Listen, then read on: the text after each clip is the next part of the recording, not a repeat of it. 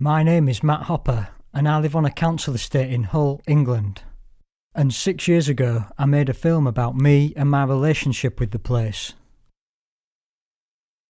In some ways, a lot has happened since the first film, and each location has changed.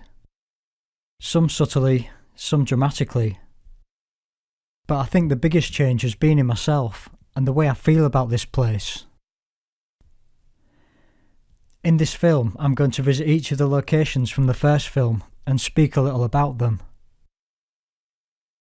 Back when I made the first film, I got a kick out of romanticising and mythologising the ordinariness of it all. But since then, it seems as though reality has caught up with me, and I now see the estate in a more literal sense. I still feel lucky to live here, but I've lost a lot of energy in the last few years. I was almost 40 when I began to study art a decade ago, and the infinite potential of what I could create gave me a thrill. I projected the energy I felt onto the drab setting of the council estate. It seemed like an absurd, almost perverse thing to do. This was the last place on earth an artist should get excited about.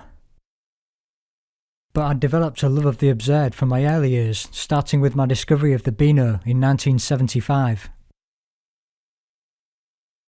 Creative thinking is the key to escape. But in order to transcend the concrete and the tarmac, you first need that primitive spark of resistance. The kind of spark that drove Duchamp in 1917 to turn a urinal upside down and call it art. The kind of spark that drove Rob Tyner in 1968 to scream, "Dig out the jails, motherfucker!" The Bricknell estate was my urinal, and I tried to turn it on its head.